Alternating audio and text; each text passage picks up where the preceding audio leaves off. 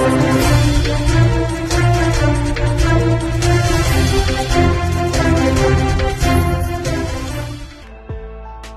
શહેરના સચિન વિસ્તારમાં આવેલા જાણીતા શ્રીનાથ જ્વેલર્સમાં થયેલી લૂંટ અને હત્યાની ભયાનક ઘટના બાદ મુખ્ય આરોપી દીપક પાસવાનને સચિન પોલીસે રિકન્સ્ટ્રક્શન કરાવ્યું હતું। તેવી જ રીતે કડક પોલીસ બંદોબસ્ત વચ્ચે બિહારથી ઝડપાયેલા 2 આરોપીઓને ઘટના સ્થળે લઈ જઈ આખા લૂંટકાંડનું રિકન્સ્ટ્રક્શન કરાવ્યું હતું।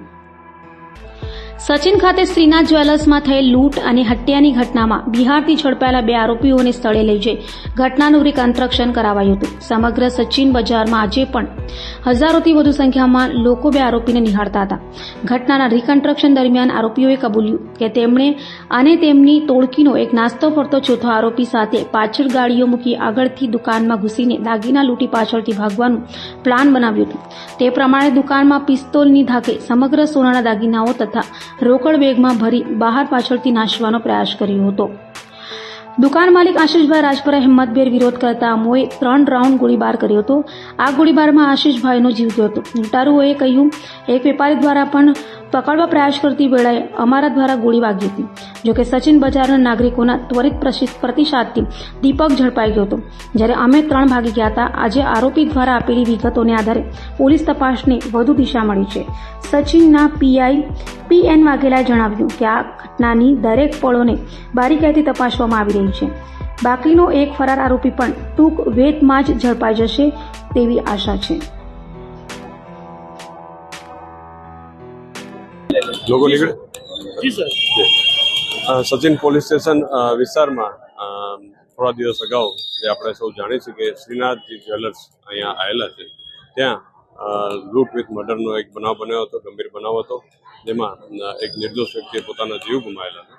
જેમાં પબ્લિકે એ વખતે ખૂબ મોટું સાહસ દેખાડી અને જે લૂંટ કરવા આવેલા હતા એક આરોપીને સ્થળ ઉપરથી જ પકડી પાડેલા હતો અને તે દરમિયાન જ જે મુદ્દામાલ હતો એ પણ અહીંયા આરોપી જે બાકીના હતા એ છોડીને અહીંથી ભાગેલા હતા।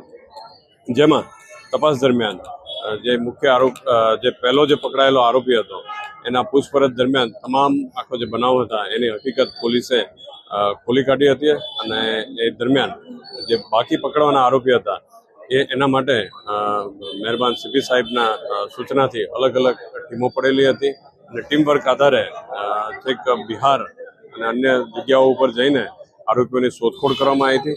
આવો ગંભીર બનાવ બનેલો હોય અને આ ટાઈપના આરોપીઓ હોય જેથી તેઓ પોતાને છુપાવવા માટે ખૂબ પ્રયત્ન કર્યા, પણ પોલીસે અથાગ મહેનતથી એ લોકોને પકડી પાડેલા છે અને આજરોજ એના જે કે રિમાન્ડ ઉપર છે આરોપીઓ, નામદાર કોર્ટ તરફથી પણ પોલીસને ખૂબ સહકાર્ય અને જેટલા રિમાન્ડ માગ્યા હતા એ પ્રકારના રિમાન્ડ પણ આપવામાં આવેલા છે, જેથી તપાસમાં અમારા દોર સારી રીતે ચાલી શક્યા છે।